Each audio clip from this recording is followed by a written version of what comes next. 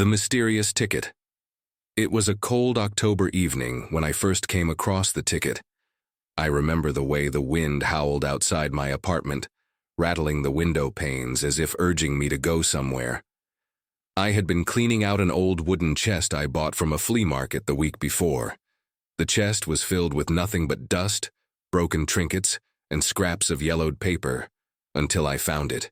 Tucked inside a hidden compartment, I discovered a small, weathered envelope. My curiosity got the better of me, so I tore it open. Inside was a train ticket, faded, brittle, and strangely cold to the touch, as though it had been left in the snow for years. The ticket was for a midnight departure from Ravensbrook Station to a place simply called Black Hollow Junction. The date printed on it was blurred, almost unreadable, but I could swear it wasn't today, nor yesterday, nor any year I could clearly recognize. What unsettled me most was the line beneath the destination. Final ride, no return. I chuckled nervously, thinking it was probably a prop or some kind of antique novelty. But the longer I held it, the heavier it felt in my palm. There was a strange pull, as though the ticket wanted me to use it. That night, I couldn't sleep. Every time I closed my eyes, I saw the ticket glowing faintly on my nightstand, almost like it was alive. Around 11:30 p.m., I heard a faint whistle in the distance. At first, I thought it was my imagination. There were no rail lines anywhere near my apartment, at least none still in operation. The sound grew clearer, sharp, haunting, like an old steam engine's cry cutting through the darkness. My heart raced. I don't know what possessed me, but I grabbed the ticket, threw on my coat, and stepped outside. The night was eerily still, the streets deserted. The whistle echoed again, closer this time, guiding me like a beacon. My feet carried me forward block after block until I reached a part of town I'd never explored. There it was, Ravensbrook Station. I froze. I had lived in this city for years, yet I had never once seen this station before. The building was ancient, with soot-stained bricks, broken lamps, and an old iron clock that ticked, though its hands seemed frozen just before midnight. The platform stretched into the fog where the faint outline of train tracks disappeared into the night. The air was heavy, cold enough to sting my skin. As I stepped onto the platform, the ground vibrated beneath my feet. A distant rumble grew louder and louder until through the mist a train emerged. It was massive, an old black steam locomotive, its wheels screeching, smoke curling upward like ghostly fingers. The headlight pierced through the fog, and for a moment I thought I saw faces, pale, hollow-eyed faces, pressed against the windows of the carriages. The train came to a halt before me. My pulse thundered in my ears. The doors creaked open, releasing a hiss of cold steam. Inside, the lights flickered dimly, casting long shadows that seemed to shift and move on their own. And then, I saw him. The conductor. Tall, lean, dressed in an old-fashioned uniform with a cap tilted low over his face. He extended a gloved hand toward me without saying a word. His silence was more unsettling than any greeting could have been. My fingers trembled as I held out the ticket. He took it gently, nodded once, and gestured for me to board. Every instinct in me screamed to run. But something stronger, a mix of dread and curiosity, rooted me in place. After all, how could I walk away now? I had the ticket, the train had arrived, and deep down I felt like this was meant to happen. I stepped inside. The moment my foot crossed the threshold, the air grew colder, heavier, as if the train itself exhaled around me. The doors shut with a final, echoing thud, sealing me in. And that was how my journey on the ghost train began. An unplanned ride that, I would soon learn, was never meant to reach its destination. A midnight departure. The train lurched forward with a violent jolt, almost throwing me off balance. The wheels screeched against the tracks, echoing like tortured screams in the still night. I gripped the brass rail by the door, my breath fogging the cold air inside the carriage. Everything felt wrong. The air was too heavy, the silence too loud, and even the dim lights above seemed to hum with a low, unsettling frequency. I took a cautious step down the aisle. The interior looked like it belonged to another century.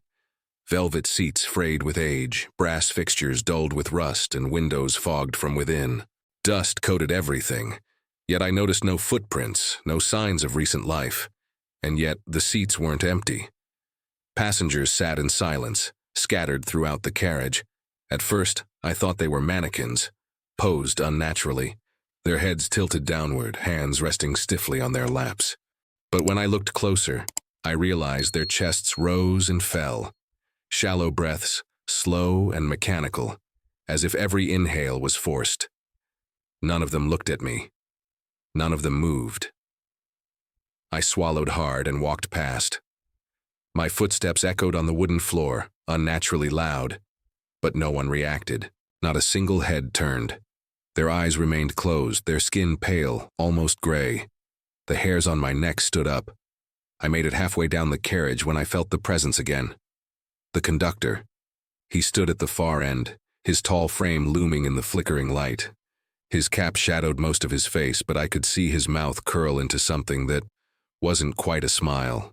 Without speaking, he raised his gloved hand and pointed toward the seat by the window. I hesitated. My instincts screamed not to sit, not to become part of whatever this was. But the train swayed violently, forcing me to stumble into the seat. The conductor nodded once, almost approvingly, then disappeared into the next carriage with a creak of the door. I sat frozen, my hands gripping my knees. The fog outside pressed against the windows, thick and impenetrable. No city lights, no stars, no moon. Just endless darkness. It felt like the world beyond the glass no longer existed. Suddenly a sound broke the silence, a faint whisper. At first I thought it was coming from the passengers. I leaned closer, scanning the rows of still bodies, but their lips never moved. Then I realized the sound wasn't coming from them at all. It was coming from the walls of the train itself. The whispers grew louder, overlapping, an endless chorus of words I couldn't quite understand. Some were cries, others laughs, and others sounded like prayers whispered in desperation.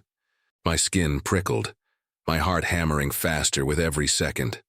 "Don't listen to them," a voice said suddenly, clear and close. I nearly jumped out of my seat. Spinning around, I saw someone 2 rows back. A woman. She was the first passenger I'd seen with her eyes open. She stared at me with an intensity that made my stomach twist. Her skin was as pale as the others, but her eyes burned with something sharp and alive. She leaned forward slightly and whispered again, "Don't listen. That's how they get you." Before I could respond, the train screeched as though it had hit something on the tracks. The carriage shuddered. The lights flickered violently, and for the first time, some of the sleeping passengers stirred. Their heads twitched. Their eyes fluttered open. I wished they hadn't. Their eyes were empty, glassy voids like windows into nothingness. Slowly, unnaturally, they turned their heads toward me, every single one of them. My chest tightened, my throat dry. The woman shook her head sharply, signaling for me to stay quiet. The whispers grew into screams now, pounding in my ears, flooding my mind with voices that weren't mine.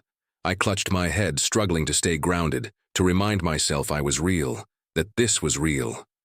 And then, as suddenly as it started, the train steadied. The passengers' heads turned back in unison, their eyes closing once again, as if nothing had happened. Silence filled the carriage. I sat trembling, my heart still racing when I realized the woman was gone. Her seat was empty.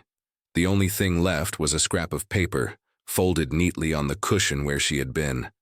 With shaking hands, I picked it up. 3 words were scrawled in jagged handwriting: "Don't get off." Strange faces on board. The paper in my hand trembled as much as my fingers. "Don't get off." The words burned into my mind, looping endlessly as the train thundered through the unseen night. I folded the note and slipped it into my pocket. Though I wasn't sure why, maybe I thought keeping it close would somehow protect me. But one question gnawed at me. If I wasn't supposed to get off, then where exactly was this train going? I sat stiffly in my seat, trying not to look at the other passengers. But no matter how hard I tried, my eyes kept wandering, drawn back to those lifeless faces. They were all different ages, men, women, even a child or 2, but they shared the same unnatural stillness, the same pale, gray-tinged skin. And then I noticed something worse.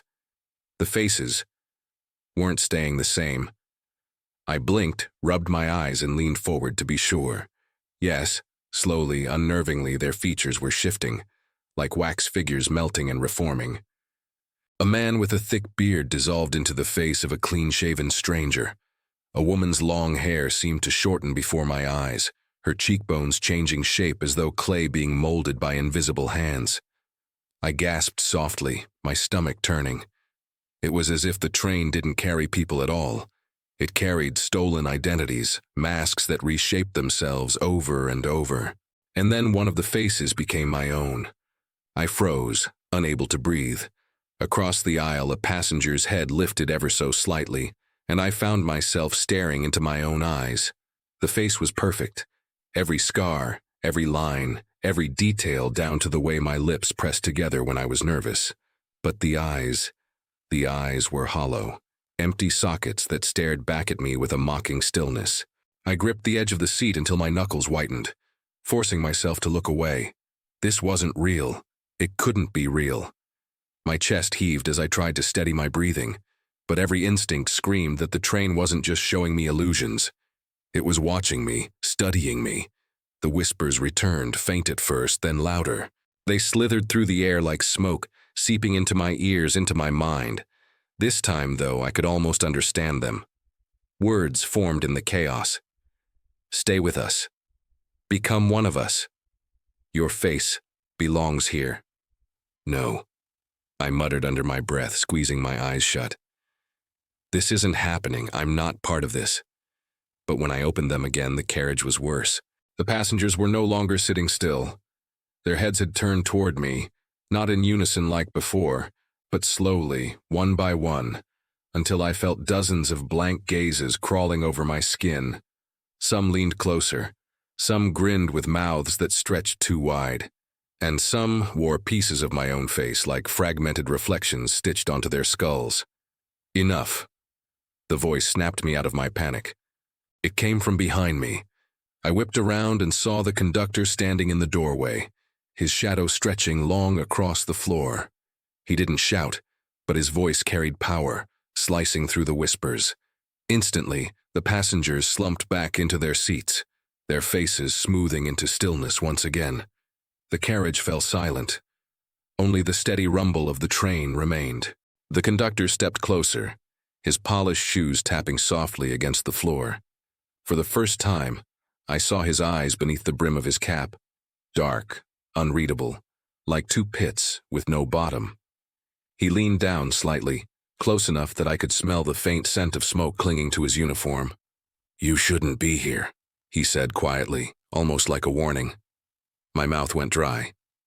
I wanted to speak, to ask where the train was going, to demand answers about the faces, the whispers, the ticket. But before I could, the lights above flickered violently.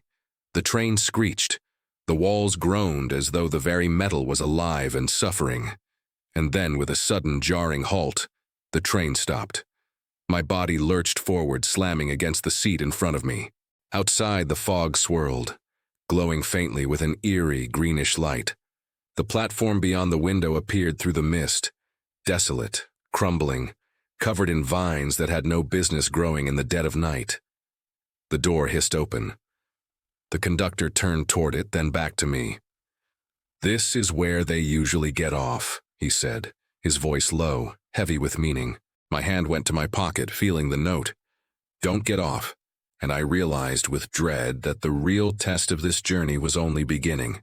The whispering passenger. The train door hung open, a jagged mouth exhaling cold mist into the carriage. Beyond it, I could see the crumbling remains of a station platform. Tiles shattered, wooden beams rotted, and weeds pushing through the cracks as though nature had reclaimed what man abandoned long ago. The conductor stood beside the open door, unmoving, his figure outlined by the sickly green glow outside. He turned his head slightly toward me, not speaking, just waiting, as though it was my choice whether to step out.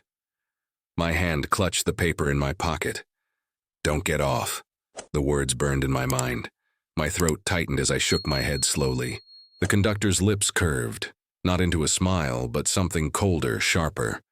Without a word, he stepped aside, and one by one, the passengers rose from their seats. I froze, heart pounding.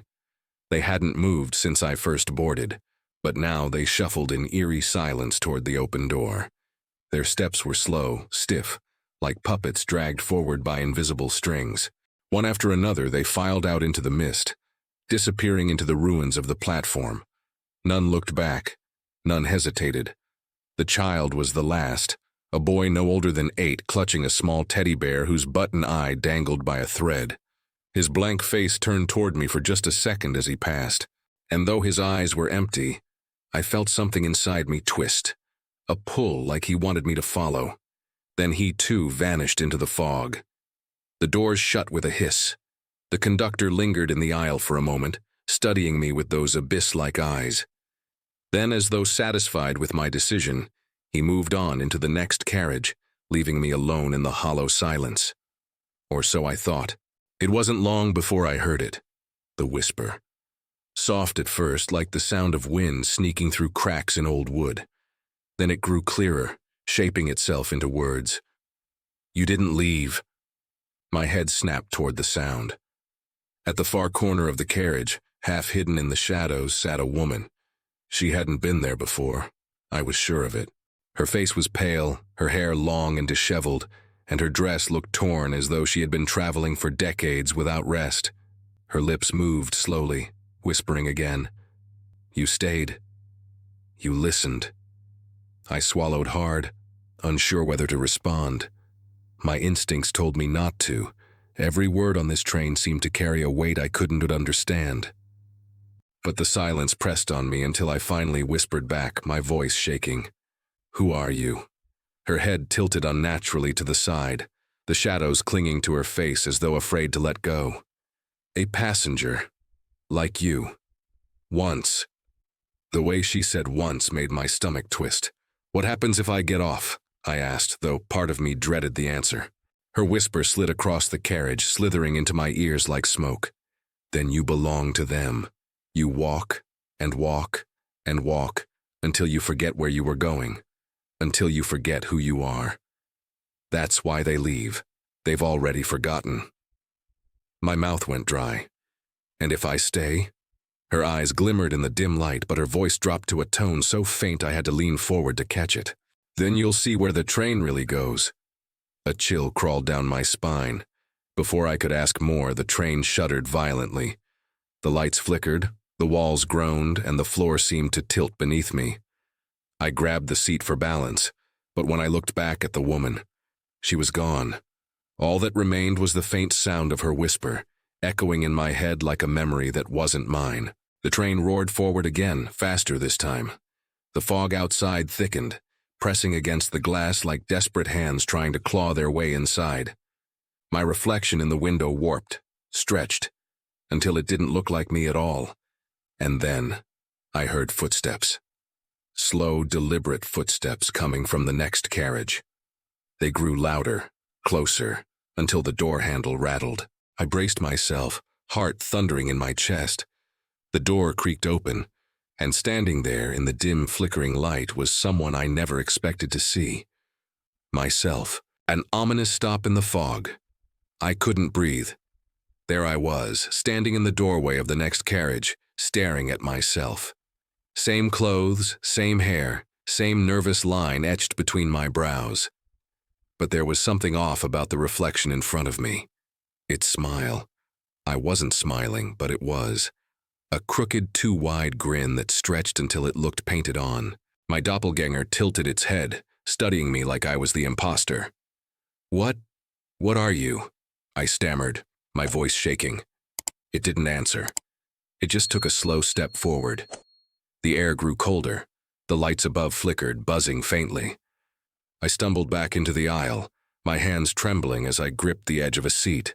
The other me mirrored my movement, every step perfectly synchronized, except for that horrifying grin that never left its face. Then, without warning, the train screeched. The wheels ground against the tracks, sparks flashing outside the foggy windows. The entire carriage shuddered violently, throwing me against the wall. My double stood perfectly still, unfazed by the chaos, its eyes locked on mine. And then, Silence. The train had stopped. The sudden stillness was worse than the noise. My ears rang, my chest tightened, and I forced myself toward the window. Beyond the glass, the fog was so dense it seemed alive, swirling with a greenish glow. But through the mist, I saw something, another platform. This one was different. Where the last had been broken and abandoned, this looked almost untouched, yet wrong in ways I couldn't name. The structure was pristine, the tiles uncracked, the lamps flickering weakly. But no life stirred there, no sound, no movement. Only rows of benches, all facing the tracks, filled with shadowy figures that didn't move. The door creaked open. I turned back. My double was gone. But the conductor was there now, standing in the doorway, watching me silently. His presence filled the carriage with an unbearable weight, like gravity itself bent around him. Slowly, he raised his hand and pointed to the open door, to the platform beyond. "This is your stop," he said, his voice deep and hollow. I froze. My pulse pounded in my ears. The words in my pocket, "Don't get off," rushed back like a scream in my mind. I'm not getting off," I said, my voice breaking. The conductor's head tilted slightly as if amused, but his eyes, they darkened as though a storm raged within them. "No one refuses," he whispered. Suddenly the figures outside stirred. The shadows on the benches began to rise, stretching unnaturally tall, their limbs too long, their heads tilting at impossible angles. They turned as one toward the train, their faceless forms pressing closer to the edge of the platform. My chest tightened. Panic clawed at me. The whispering began again, louder this time, filling the entire carriage. It wasn't one voice, it was hundreds, maybe thousands, all overlapping, all clawing at my mind. "Get off! Get off! Get off!" I shook my head, covering my ears, but the voices burrowed inside my skull. My double's face flashed in my mind again, that sickening grin stretching wider and wider. "I said no!" I shouted, my voice echoing through the carriage. The whispering stopped. The conductor didn't move. He stared at me for a long moment, then slowly lowered his hand. "Very well," he said. His tone was calm, but I sensed something dangerous lurking beneath it. "But the train always collects what is owed." Before I could ask what he meant, the doors slammed shut with a violent hiss. The train roared back to life, jolting forward so suddenly I nearly fell into the aisle. The platform vanished into the fog as quickly as it had appeared, swallowed whole by the night. I slumped into my seat, my body trembling, my mind spinning. I'd resisted. I hadn't gotten off. But at what cost? As the train thundered deeper into the unknown, I noticed something new. My reflection in the window no longer moved in sync with me.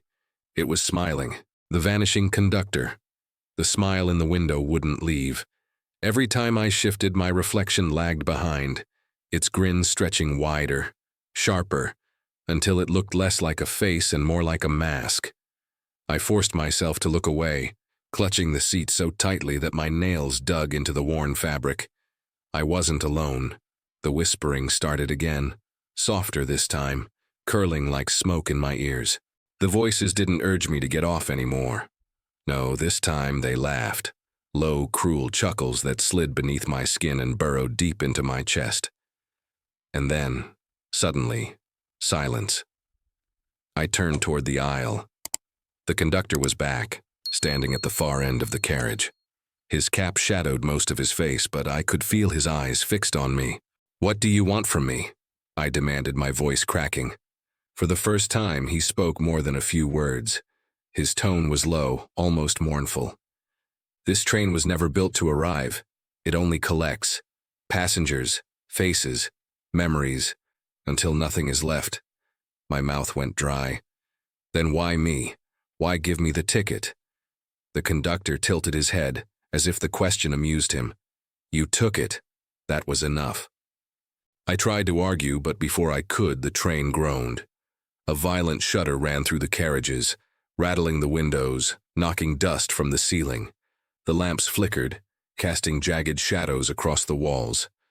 The conductor didn't flinch. He stepped toward me, slow, deliberate, his shoes echoing against the wooden floor. I wanted to move, to stand, to fight, but my body felt frozen under the weight of his presence. Then, just as his hand reached for me, he stopped. His figure rippled, like heat rising off asphalt, and for a second I saw straight through him. His shape wavered, his outline bending and tearing until he flickered out of existence. He was gone. The air grew heavier. The whispers surged back, louder, overlapping into a cacophony of screams, laughter, and sobs. I shot up from my seat, heart hammering. The aisle stretched impossibly long, the end of the carriage fading into a dark blur. I stumbled forward, gripping the seatbacks for balance. I had to find him. I had to know what was happening. The door to the next carriage loomed ahead. My hand shook as I reached for the handle. The metal burned cold against my skin, but I forced it open and stepped through. The next carriage was empty. At least it seemed that way at first. The seats were torn, the walls scarred with deep scratches as though something had clawed its way through. The lamps swung violently, though there was no wind. And then, in the middle of the aisle, I saw it. The conductor's cap. It lay abandoned on the floor, old and dust-covered. But it wasn't just a cap. It pulsed faintly, like a living thing, as though the fabric itself breathed. I crouched slowly, my hand hovering over it. The whispers grew sharper, louder, until they became a single word. "Take it." I hesitated. Every instinct screamed that touching it would change everything. But I couldn't stop myself. My fingers brushed the fabric, and the world collapsed. The carriage dissolved around me, seats melting, walls dissolving into a swirl of black mist. My body spun, weightless, dragged through a tunnel of shadow and noise. My ears rang with 1,000 voices crying out at once, begging, cursing, weeping. Then, silence. I blinked, gasping for breath. I was standing again, but not on the train. I was on a platform. It wasn't Ravensbrook, and it wasn't the ruined station we'd passed before. This one stretched endlessly, its tracks vanishing into a horizon that bent in impossible angles. Dozens, no hundreds of figures stood scattered across it. Some were faceless shadows, some had distorted, shifting features, and some looked almost human, their eyes hollow but their faces frozen mid-expression, like statues caught in time. The cap was still in my hand, and when I looked up I realized every single figure was staring at me. A shiver ran through me as a thought clawed its way into my mind. The conductor hadn't vanished. I was becoming him. A ride into the unknown. The cap felt heavy in my hands, far heavier than any piece of fabric had the right to be. It pulsed faintly, a rhythm that matched my heartbeat, as though it was alive. Or worse, trying to sync with me. The silent figures on the endless platform didn't move. Their hollow stares pinned me in place, suffocating me more than any fog or whisper could. My chest tightened, and I dropped the cap onto the ground. It landed with a dull thud, but instead of lying still, it slid across the platform as though pulled by unseen hands. It stopped at the edge of the track, and then the whistle blew. That same long, mournful sound I'd heard the night I found the ticket. It cut through the silence, shaking the platform, vibrating in my bones. The figures shifted now, all turning their heads toward the sound. Through the mist, the ghost train reappeared. It didn't arrive like a normal train. It seemed to materialize out of the fog, its black engine crawling into existence piece by piece. The headlight pierced through the haze, and for an instant, I saw the reflection of myself again in the glass. Grinning, waiting. The carriages screeched to a halt. The doors opened, and every single figure on the platform began moving toward it. Their steps were slow, dragging, but determined. They shuffled past me as though I weren't there, boarding the train one after another. Some had no faces, some had shifting masks of others, some had my features warped and stretched. My stomach churned as I backed away, but the tide of bodies pressed on, filling the carriages with their hollow presence. I turned to run, but there was nowhere to go. The platform stretched endlessly in both directions. No exits, no walls, just infinite track disappearing into fog. The only way forward or backward was the train. "Board," a voice whispered. I spun around, and there she was again. The woman I'd seen before, the one who told me not to listen. Her pale face glimmered faintly in the mist, her torn dress fluttering though there was no wind. "You stayed," she whispered. "That means it's too late to leave." My throat tightened. What happens if I board? Her lips curled, not into a smile, but into something weary. "Then you go where all of us go. The place no map shows. The place where the train has always gone." Her form flickered, the edges of her body blurring like smoke. "But don't think of escape. No one escapes once the train calls your name." Before I could speak, she was gone, dissolving into mist like she'd never existed. The whistle screamed again. The last of the figures shuffled onto the train. The doors remained open, waiting. The cap still lay at the edge of the tracks, pulsing faintly in the glow. And then I heard footsteps. I turned back to the carriage and froze. It was me. My double stood just inside the door, grinning wider than ever. Its eyes gleamed with a sick, mocking light, and it raised a hand toward me, beckoning me forward. The voices surged again, deafening now. "Board, board, board." The word drilled into my skull, drowning out my thoughts until I felt my legs moving on their own. I stumbled toward the door, unable to resist. My hand reached out, fingers brushing the cold brass handle. The double's grin stretched impossibly wide, splitting its face like a mask tearing open. Behind it, the passengers sat in silence, their shifting faces all turning toward me at once. I squeezed my eyes shut. "Don't get off." The words screamed in my mind again, but now they twisted into something worse. "Don't get off. Don't get off. Because the ride never ends." The ground trembled as the engine roared to life. I felt the pull of the train, stronger than gravity itself, dragging me forward. My body shook, every instinct screaming to run. But where could I go? There was only the fog, only the train, only the endless ride into the unknown. I took a step inside. The doors slammed shut behind me, and the ghost train thundered forward into a darkness deeper than any night I had ever known. The truth about the ghost train.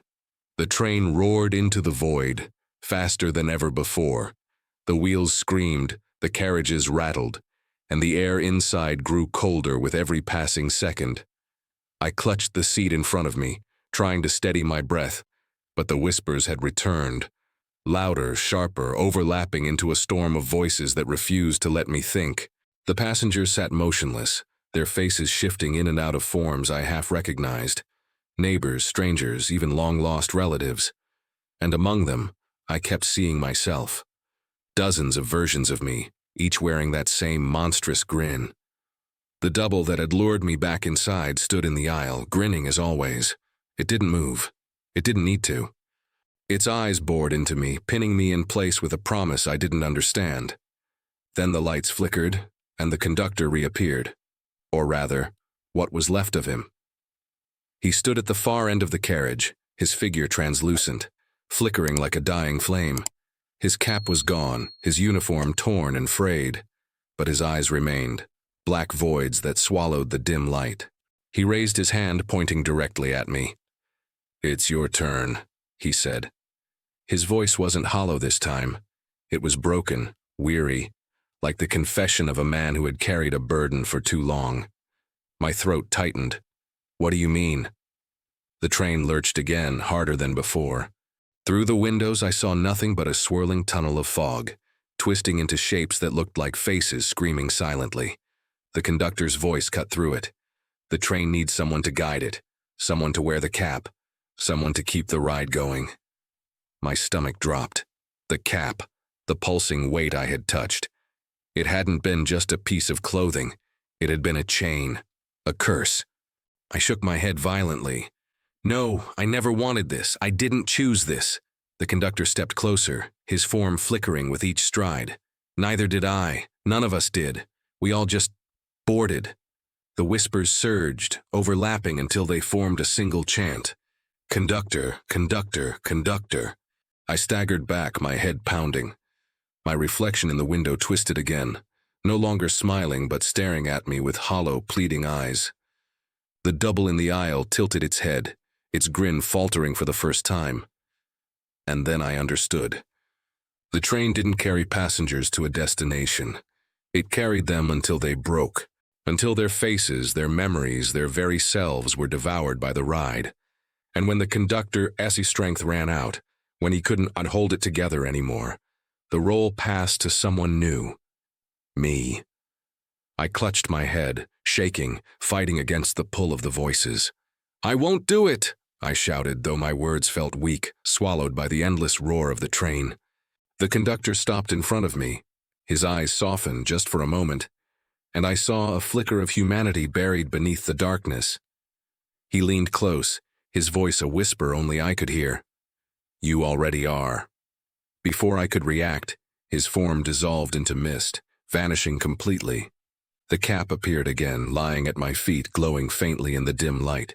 My hands shook as I backed away, but the cap slid across the floor, stopping right in front of me as though pulled by invisible strings. The double stepped closer, its grin now gone, its face blank and waiting. It reached out, gesturing for me to take the cap. The passengers all turned their heads toward me in unison. Their eyes opened, black and endless, and the chant grew louder. "Conductor! Conductor! Conductor!" My chest heaved, my hands shook, and against every fiber of my being I bent down and picked up the cap. The moment I touched it, the train fell silent.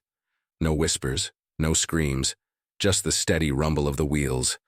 I stood slowly, the cap trembling in my grasp, and as I placed it on my head, a chill spread through me, seeping into my bones, locking me into place.